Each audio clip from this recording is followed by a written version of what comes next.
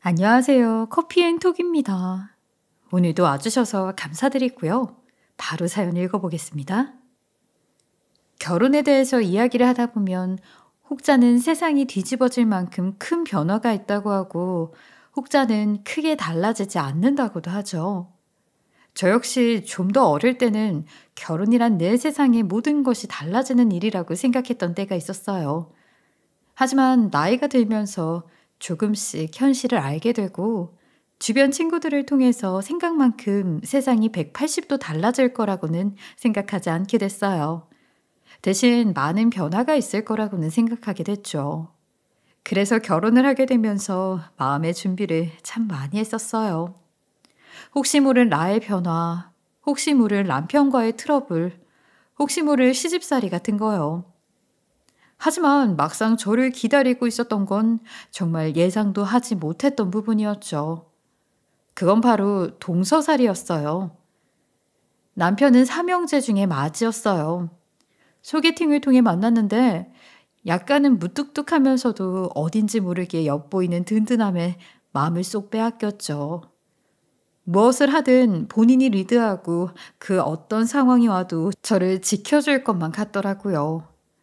삼형제 중 맞으라는 사실을 뒤늦게 알고 나서야 어떤 점이 그 일을 그렇게 만들었는지 알 것 같았어요. 전반적으로 늘 점잖은 분위기를 풍겼고 운전할 때면 본성이 나온다고들 하는데 그이는 험한 말 한마디 한 적 없었어요. 아주 무던한 성격이었죠. 저 역시 무던한 편이었기 때문에 너무 섬세한 사람들과는 잘 안 맞는다고 느낀 적이 있어서 그 점이 큰 장점으로 느껴졌어요. 굳이 단점을 찾는다면 다소 무뚝뚝하다는 거? 이 역시 저와 비슷했기 때문에 큰 단점으로 여겨지진 않았어요. 프로포즈를 할 때도 그이가 억지로 분위기를 잡아보려고 하기에 제가 먼저 그만하면 됐다고 그냥 반지만 주고 끝내자고 했을 정도였으니 말 다 했죠. 한편 아들만 셋을 키웠다니 듣기만 해도 시어머니가 대단하게 느껴졌어요. 주변에 아들만 셋을 낳은 친구가 있는데 엄청난 고생담을 많이 들었거든요. 남편에게 시어머니와 시아버지는 어떤 분이냐고 수도 없이 질문을 했는데 남편은 무뚝뚝한 성격을 그대로 반영하는 듯 그냥 평범한 분들이시라고만 대답을 할 뿐이었어요. 저 역시 그런 남편과 비슷한 성격이었기 때문에 더 캐묻거나 하지 못하고 그저 마음속으로 이런저런 상상을 해보는 게 다였어요. 시어머니의 대단함을 새삼스럽게 느낀 건 처음으로 시댁에 인사를 드리러 간 날이었어요. 뭐라도 해야 할 것 같아서 도와드릴 것 없냐고 부엌으로 갔더니 뭔가를 잔뜩 하고 계시더라고요. 가스레인지 위가 온통 냄비며 프라이팬으로 가득 차 있었어요. 어머님, 제가 뭐 좀 도와드릴 건 없으세요? 아이고, 손님이 하긴 뭘 하겠다고. 얼른 나가 있어요. 금방 준비 다 끝낼 테니까. 어머님, 그런데 뭘 이렇게나 많이 준비하셨어요. 찌개만 셋이나 되네요. 저 아무거나 다 잘 먹어요. 그게 우리 아들들 입맛들이 다 달라서 말이야. 손님이니 나갈 거라는 시어머니의 말씀에 뭘 이렇게 많이 하셨냐고 했더니 돌아온 시어머니의 대답은 아들 셋이 입맛이 다 다르다는 거였어요. 그 입맛에 맞춰서 찌개만 세 종류를 끓이고 계신 거였죠. 시어머니가 살아왔을 험난하고 과중한 삶이 그려지는 것만 같아 저도 모르게 안쓰러운 기분이 들었어요. 아들들을 얼마나 귀하게 키웠는지도 알 것 같았고요. 그럼에도 불구하고 남편이 응석바지로 자랐다거나 하지는 않아서 참 다행이란 생각도 들었어요. 그만큼 어머님과 아버님이 교육에 신경을 많이 쓰셨던 거겠죠. 앞으로 저라도 어머니에게 힘이 되는 며느리가 되어드려야겠다고 다짐하게 된 계기였어요. 나중에 알게 된 이야기지만 시어머니는 형제자매가 많은 집에 막내로 태어나셨다고 해요. 막내라고 해서 귀여움을 받았던 것이 아니라 모든 새 것 하나 갖지 못하고 맛있는 것을 먹을 때도 늘 마지막 순서였다고 하시더라고요. 특히 먹을 것에 대해서는 자기 취향 한번 제대로 펼쳐본 적이 없이 당신만을 위한 어떤 것을 먹어본 적이 전혀 없으시다고 하셨어요. 다른 형제자매들이 먹다가 남은 것을 나눠받기 일쑤였다고요. 그래서 당신의 자식들만은 절대로 그렇게 키우지 않겠다고 다짐하셨다고 해요. 그래서 고생을 사서 하는 타입이라며 웃으시곤 했죠. 그래도 시아버님의 식성이 까다롭지 않아 네 종류를 끓이지 않아도 되는 게 얼마나 다행이냐고 하시는 걸 보고서 저는 어머님이 참 바르고 좋은 분이라는 걸 느낄 수 있었어요. 저는 타고난 성격이 살갑지 못한지라 딸 같은 며느리는 되어드릴 수 없었지만 온 식구가 모이는 날이면 최대한 일찍 참석해 함께 부엌일도 하고 뒤처리도 깔끔하게 하려고 노력했어요. 그런 것들이 제가 할 수 있는 최선의 일이었죠. 결혼하고 처음 맞이한 시아버지의 생신날이었어요.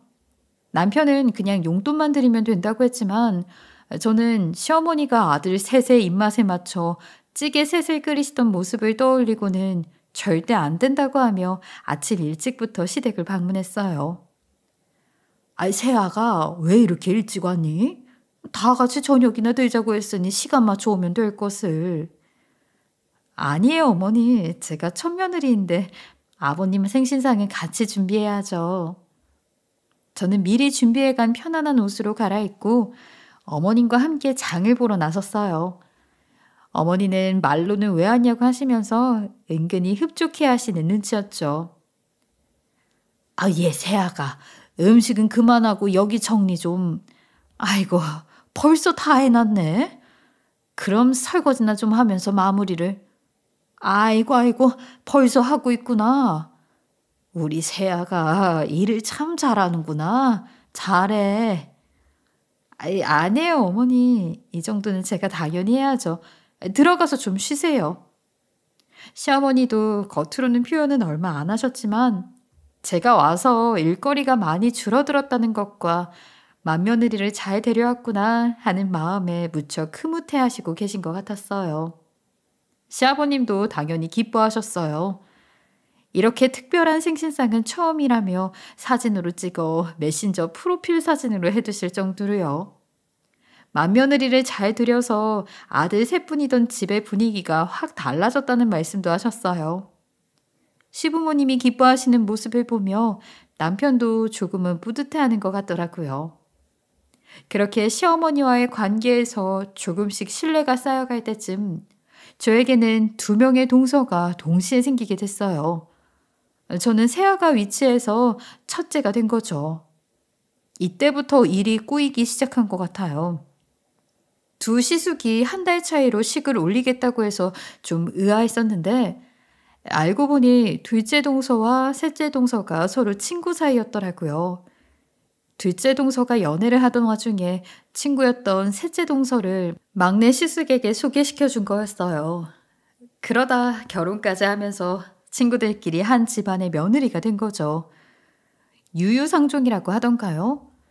고등학교 동창이라던 둘은 신기하게도 얼굴도 스타일도 여유로운 집안 환경까지 비슷하더군요.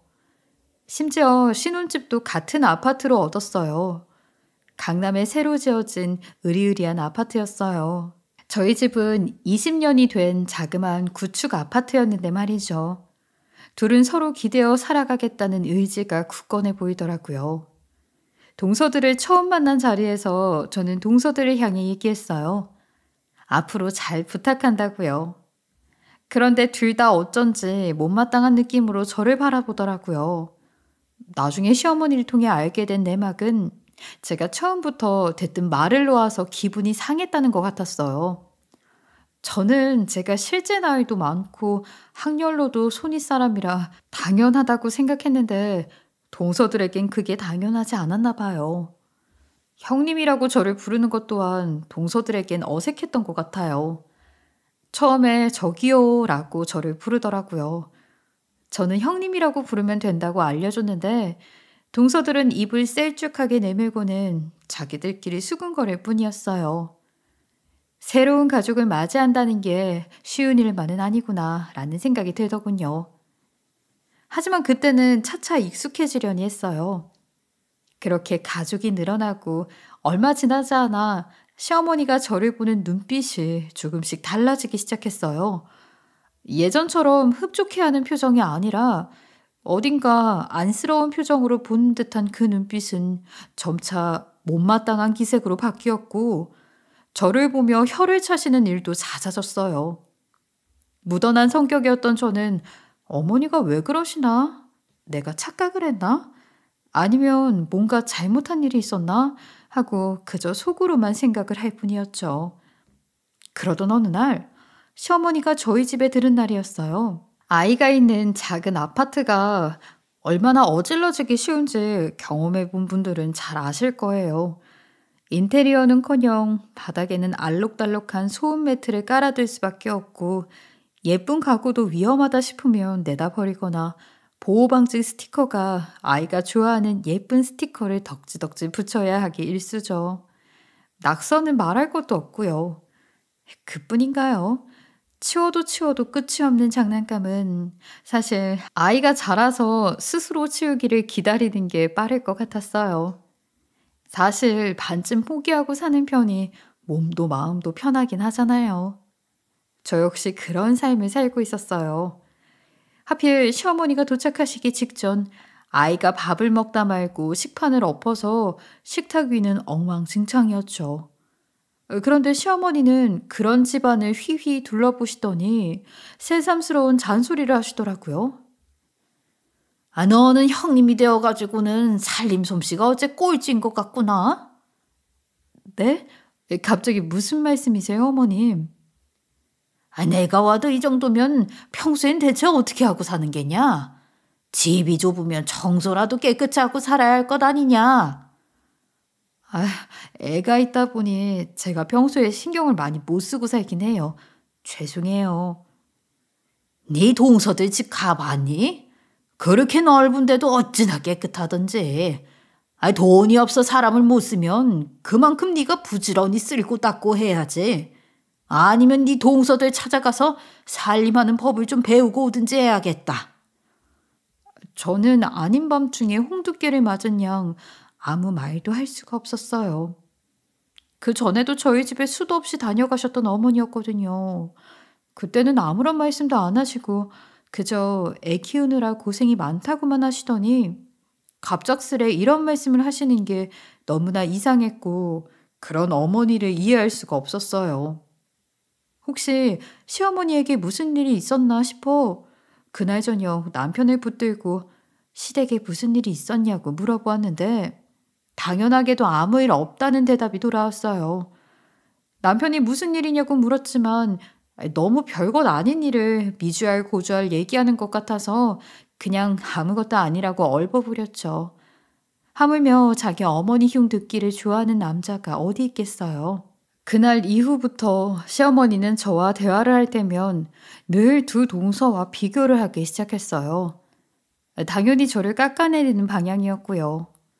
주 내용은 동서들과 수준 차이가 너무 난다는 거였어요. 선물 하나를 해도 동서들이 해준 것과 비교를 하시더라고요. 걔들은 선물 하나를 해줘도 수준이 달라. 주면서도 포장도 얼마나 신경 쓰고 예쁜 말도 어찌나 잘하는지. 내가 너 때는 잘 몰랐다만 며느리 잘 얻었다는 게 어떤 건지 이제야 알겠구나. 저는 실용적인 성격이라 선물을 드릴 때 포장을 달리 한 적이 없었어요. 쓰레기만 많이 나온다고 생각해서 그저 깔끔한 종이봉투에 담아드리곤 했죠. 그런데 동서들은 같은 선물을 해도 예쁘게 포장지로 감싸고 리본도 달아서 드리곤 했나 봐요. 시어머니가 그런 걸 좋아하시는지는 처음 알았어요. 잘 생각해보면 막내로 자라셔서 자신의 것을 가지신 적이 없다고 말씀해 주셨던 게 힌트일 수도 있겠다는 생각도 들긴 했지만 아무리 생각해도 그건 아닌 것 같더라고요. 시어머니는 늘 직접적으로 얘기하시는 시원시원한 태도의 분이셨어요. 그 내용이 어찌됐든 간에요. 하지만 동서들이 들어오고 나서 시어머니의 태도는 그걸 꼭 말로 해야 하니 같은 눈빛으로 바뀌기 시작했던 것 같아요. 한 번은 이런 일도 있었죠. 다 같이 모인 자리에서 시어머니가 지나가는 말로 요즘 들어 두통이 너무 심하다고 하시더군요. 저는 어디가 아픈지 상세히 여쭤보고 조용히 휴대폰으로 좋은 약이나 병원이 어디에 있나 찾아보기 시작했는데 동서들은 한 목소리로 난리를 치기 시작했어요. 요즘 힘든 일이 있으시냐는 등, 어깨가 결려서 그런 건 아니냐는 등, 노인들 혈압이 중요하다는 등. 저였으면 머리가 더 아플 것 같았는데 시어머니는 자신의 한마디에 며느리들이 나서서 자신을 걱정해주고 있다는 행위 자체에 감동하신 것 같더라고요. 걱정해줘서 고맙다 하시는 시어머니의 목소리는 동서들을 향해 있었고 너는 뭐 하고 있니? 라고 힐난하는 두의 눈빛은 저를 향해 있었어요. 물론 나중에 약을 사다 드린 건 저 혼자였어요. 하지만 막상 시어머니는 약을 받고도 이게 뭐냐는 태도셨죠. 두통이 심하다고 하셨던 건 까맣게 잊고 계신 듯 했어요. 심지어 요즘에는 알록달록 예쁜 비타민도 많던데 노인네 먹는 거라고 한방 냄새 나는 약을 사왔냐고 말을 얹으셨죠. 저는 혹시나 그게 테스트 같은 거였나 하는 생각에 마음이 조금 불편해졌어요. 저는 달라진 게 없었는데 시어머니의 태도가 달라지니 어찌할 바를 모르겠더라고요. 뭘 잘못했는지 알 수가 없으니 스스로를 변명하는 법조차 너무 어려웠던 저는 시어머니 앞에서 그저 작아짓고 하찮아질 수밖에 없었어요. 두 동서가 결혼하고 처음 맞이하는 명절이었어요. 저는 일찌감치 도착해서 시어머니와 함께 장을 보고 음식 준비를 하고 있는데 두 동서가 나란히 들어왔어요. 첫 명절이라고 한복을 곱게 차려입고 왔더라고요. 저 역시 첫 명절 때는 한복을 입고 왔었지만 이내 편한 옷으로 갈아입고 일을 했던 게 떠올라 동서들에게도 똑같이 얘기를 했죠. 둘째 동서, 셋째 동서 왔구나. 한복 참 곱다. 그런데 장도 한 번 더 봐야 하고 음식 준비도 아직 조금 남았으니까 오늘은 일단 편한 옷으로 갈아입는 게 좋겠어. 그리고 다음부터는 조금만 일찍 준비해서 올 수 있겠어? 여럿이 하면 음식 준비도 좀 더 빨리 끝나겠지? 그러면 우리끼리 한숨 돌리고 그럴 수 있을 거야. 그렇죠, 어머니? 너는 어떻게 어린 동서들이 왔는데 부려먹을 생각부터 하고 있니? 네? 전 그게 아니라 한복 고운 것 좀 봐라. 너 때랑은 비교도 안 되는구나. 아이고, 기 나는 애들이 좋은 옷을 입으니까 확실히 달라.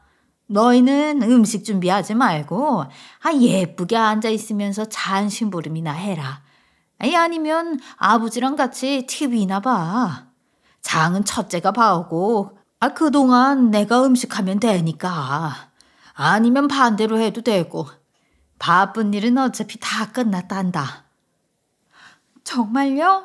다행이다. 어머니, 사실 저희 편한 옷 챙겨오지를 않아서요.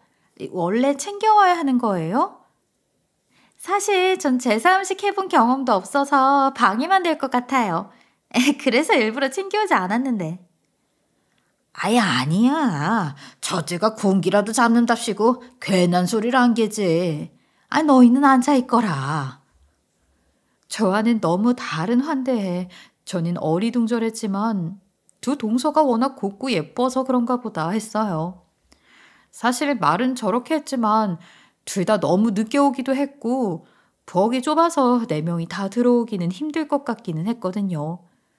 다만 기본 도리로 조금은 일을 해야 하지 않나 싶었고 저 역시 제사 음식은 결혼하고 처음으로 배워서 했었거든요. 시어머니의 걱정스러운 눈빛 아래 정말 조심스럽게 음식을 했던 기억이 나네요. 하여튼 저 때랑 똑같이 생각해서 한 이야기였는데 군기를 잡는다 어쩐다고 하시니 조금 섭섭하기는 하더라고요. 그때는 그 또한 첫째 며느리의 애완이려니 하고 넘어갔어요. 이날 저녁엔 남편에게 투정 아닌 투정을 조금 부렸어요. 여보, 혹시 내가 아랫사람들에게 군기 잡는 그런 스타일로 보여? 아니면 평소에 그런 오해를 받을 소지가 있는 것 같아? 뭐? 당신이? 아랫사람들에게 군기를 잡히는 게 아니고? 대뜸 무슨 소리야 그게? 그게 나는 동서들과 편하게 지내고 싶은 것뿐인데 어머니가 보기엔 그게 내가 군기 잡는 것처럼 보이나 봐. 우리 엄마가? 에이, 잘못 들은 거겠지. 우리 엄마가 어디 시집살이 시키고 그런 타입이었어? 그건 아니지만 나보다 동서들을 더 예뻐하시는 것 같아서 마음이 좀 섭섭하고 그래. 지금 우리 엄마를 상대로 질투하는 거야? 무던하고 무뚝뚝한 사람인 줄만 알았더니 별일이네. 속상해하는 저를 보며 남편은 한참을 웃기만 했어요. 그 모습이 어찌나 얄밉던지. 다음부터는 남편에게 아무 얘기도 하지 않겠다고 다짐했죠. 하지만 그 다짐은 얼마 지나지 않아 깨지고 말았어요. 그날은 둘째 동서가 낮에 여자들끼리만 모여서 차나 한잔 하자고 부른 날이었어요. 아이가 어린이집 끝난 후라 시간이 좀 애매했지만 처음 모이는 자리인데 빠질 수가 없어서 아이를 데리고 갔어요. 강남에 새로 지어진 아파트는 20년 된 우리 아파트와는 정말 수준이 다르긴 하더라고요. 입구부터 으리으리해서 주눅이 들었는데 현관도 어찌나 넓은지 둘 곳이 없어 유아차며 자전거며 전부 현관 밖에 쌓아둔 저희 집과는 너무너무 비교가 되더군요. 제품에 안겨있던 아이가 버둥거리며 먼저 들어가겠다고 떼를 쓰길래 저는 아이의 신발을 먼저 벗겨줬어요. 제가 천천히 신발을 벗고 정돈하는 동안 아이는 쪼르르 달려나가 문을 열었죠. 그런데 갑자기 깔깔거리는 두 동서의 웃음소리가 들리는 거예요. 무슨 일인가 하고 황급히 들어가 보니 아이는 어리둥절한 표정으로 주변을 두리번거리고 있었고 두 동서는 그런 아이를 가리키며 깔깔거리고 있었어요. 어머 형님, 애가 글쎄요. 현관으로 들어서더니 어디가 아닌 줄 모르고 신발장 문을 열고 들어가려는 거 있죠? 그래서 이쪽으로 들어오라고 했더니 이번에는 그 옆 창고 문을 열고 또 들어가려고 하는 거예요. 태어나서 이런 아파트는 처음 봤으니 오죽하겠어? 형님네 아파트랑은 많이 다를 테니까 형님네도 중문이라도 좀 다는 게 어때요? 얘가 친구네 집 아파트라도 갔다가 창피라도 당하면 어떡해요? 그러게, 그러면 난방비도 아끼고 일석이조 아니에요? 뭐가 그리도 우스운지 계속 깔깔거리는 동서들을 향해 억지 미소를 지으며 저는 아이를 데리고 안으로 들어갔어요. 넓은 집에서 아이가 계속 두리번거리자 동서들은 아이를 마치 장난감처럼 취급하기 시작했어요. 보물찾기를 하자며 화장실을 찾아보라는 거였죠.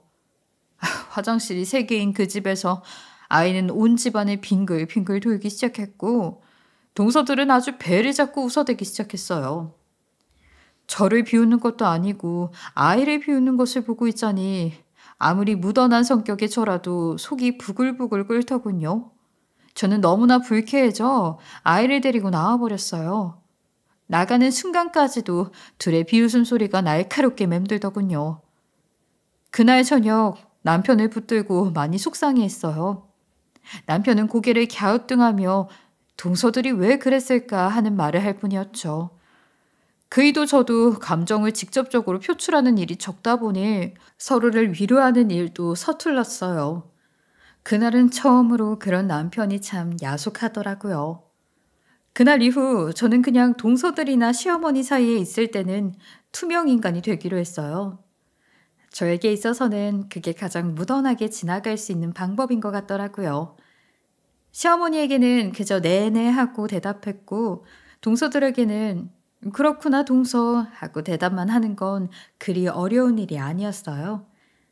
무슨 말을 하든 제가 그런 식으로 반응하자 동서들은 저를 놀리는 게 시시해졌는지 저에게 말을 거는 빈도 자체가 줄어들었고 시어머니는 그저 늘 혀를 차실 뿐이었죠. 그러던 어느 늦은 새벽 시어머니에게 전화가 왔어요. 지금 당장 우리 집으로 오시겠다는 거였죠. 속으로야 그렇게 예뻐하시는 동서들 중 아무나 찾아가시지. 우리 집엔 웬일이람? 하고 생각했지만 일단 시간이 시간이라 그러시라고 했어요. 시어머니는 오시자마자 당신이 어리석었다며 갑자기 저를 와라 끌어안는 게 아니겠어요? 당황한 저를 향해 시어머니는 하소연을 하셨어요. 두 동서에게 뒤통수를 맞았다는 것이었죠.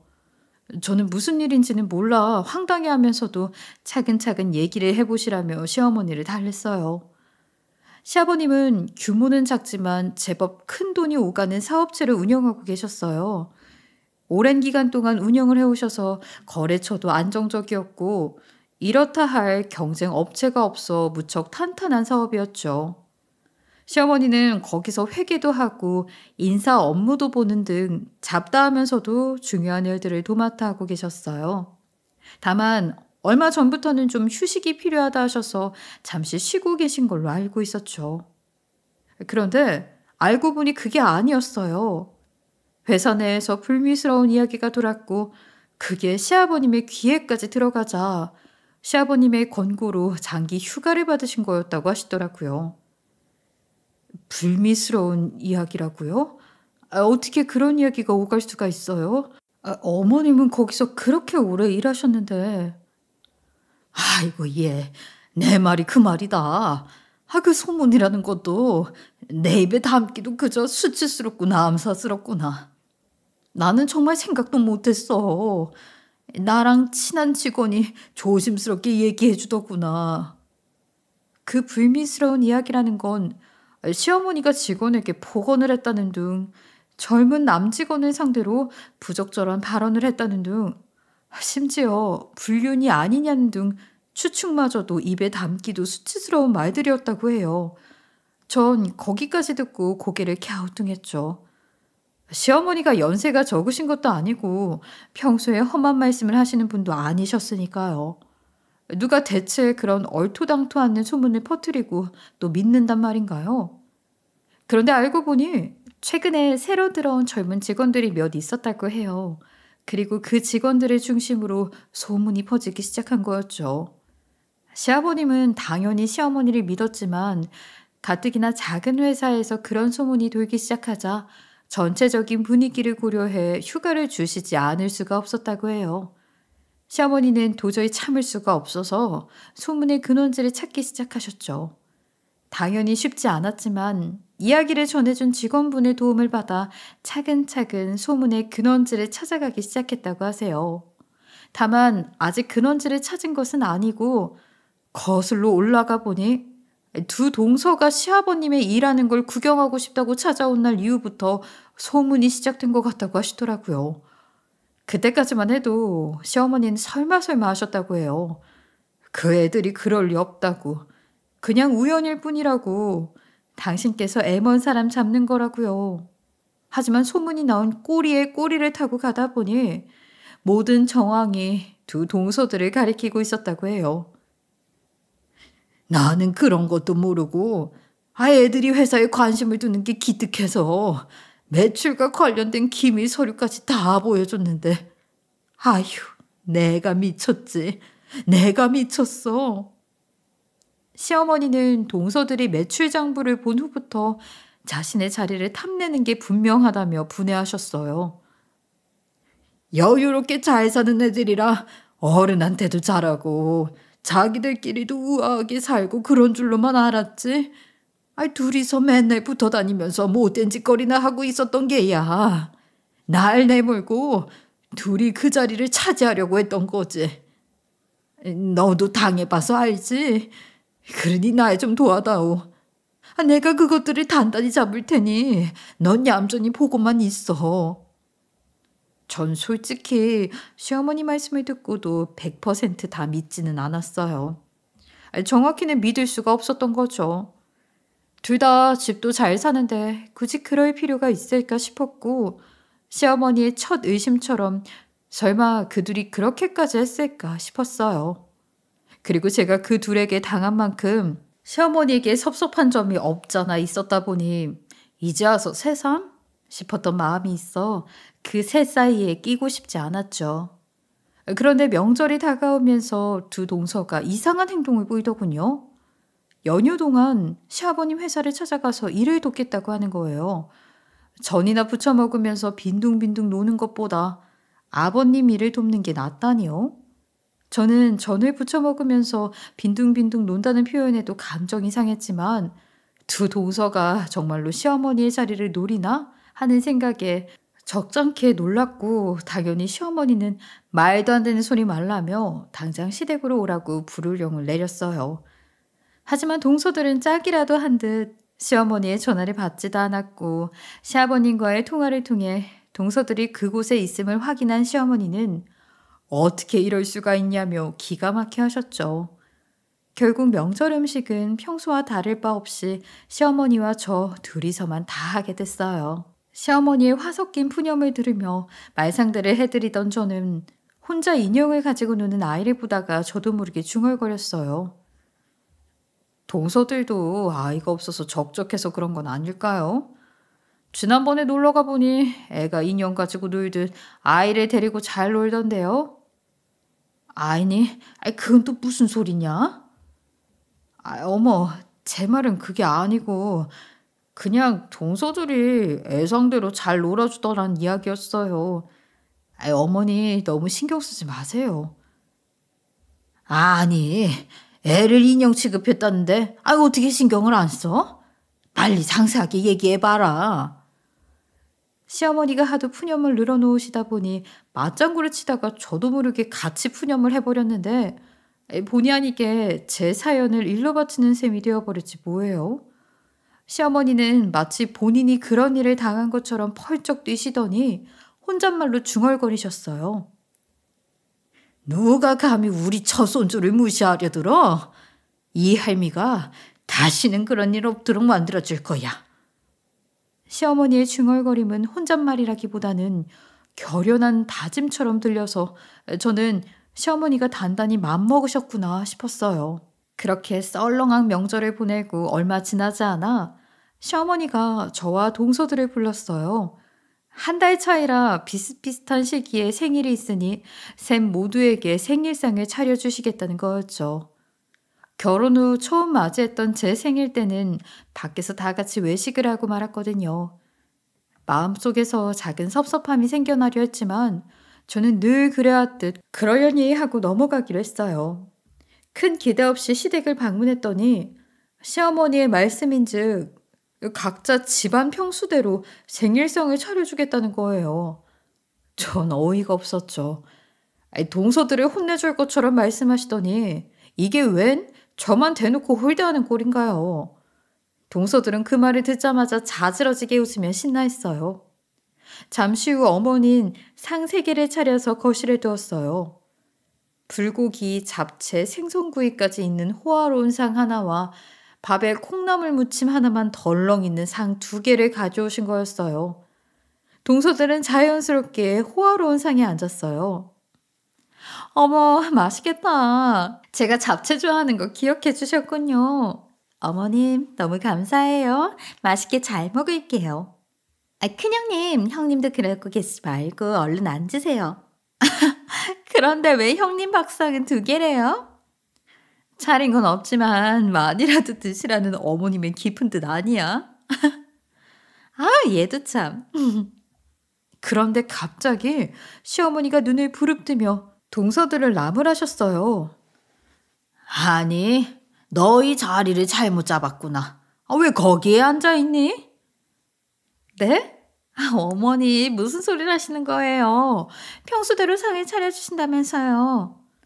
그래, 너희 둘은 평수가 같으니까 거기 콩나물 무침이랑 밥이 있는 상 2개 앞에 각자 앉으면 된다. 그리고 첫째 너는 이거 받고 얼른 여기에 앉아라. 시어머니는 두 동서에게 역정을 내시며 자리에서 비키라 하시고는 저를 호화로운 상 앞에 앉히셨어요. 그러더니 품 안에서 종이 한 장을 꺼내 저에게 주시더군요. 펼쳐보니 세상에 그건 바로 경기도 인근의 300평 가까운 주택의 집문서였어요.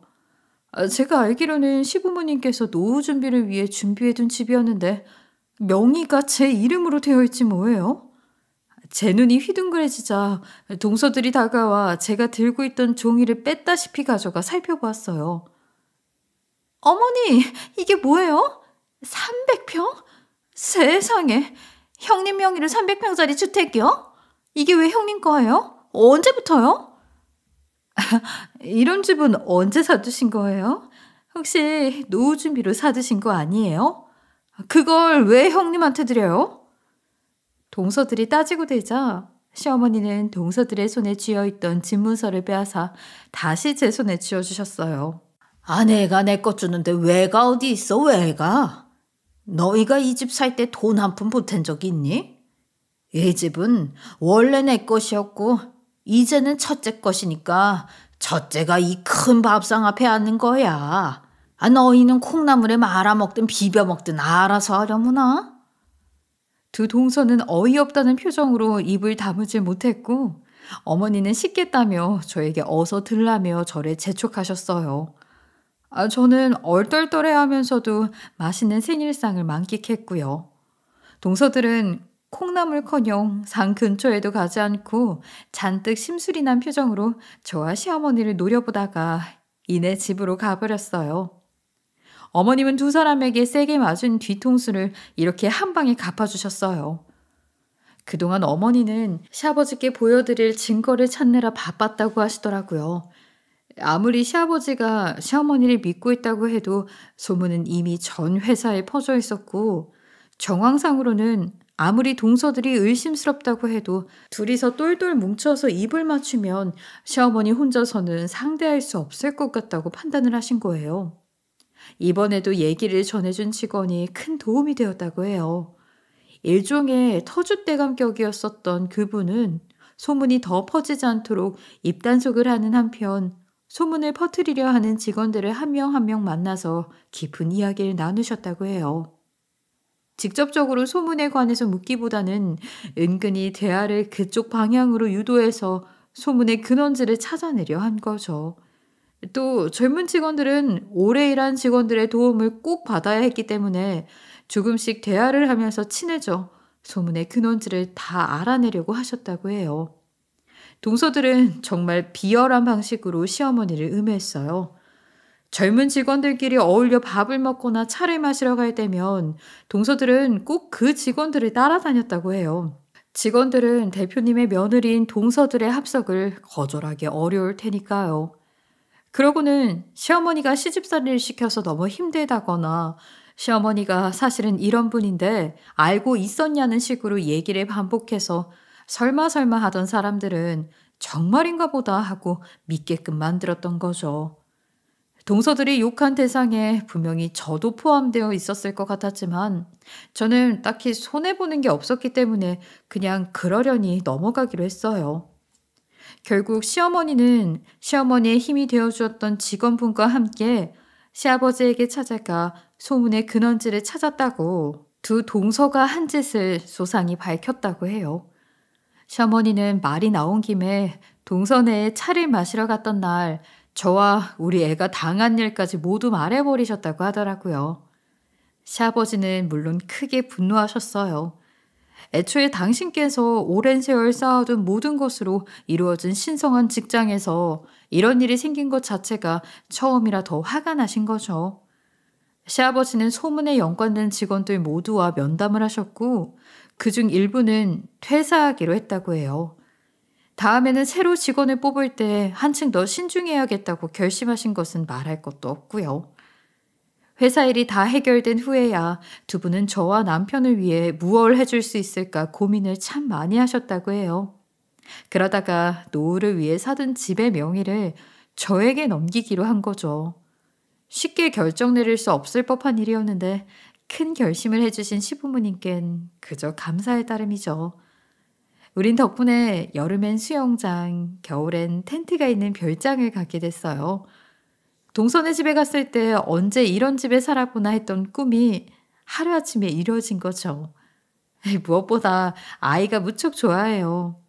아이는 아예 그곳에서 살고 싶다고 해서 남편과 저는 이사까지 고려 중이에요. 사실 전 별로 한 게 없다고 느껴졌는데 시어머니가 그러시더군요.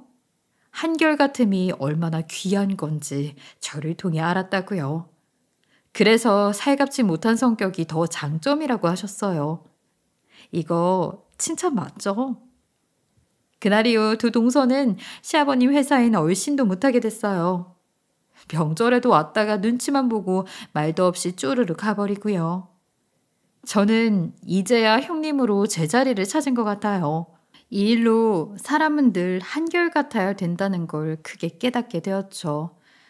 만약 내가 거기서 시무나 두 동서들처럼 변하거나 태도를 다르게 했다면 이런 보상을 받진 못했겠죠. 어쩌다 보니 손 안 대고 코 풍격이 되었어요.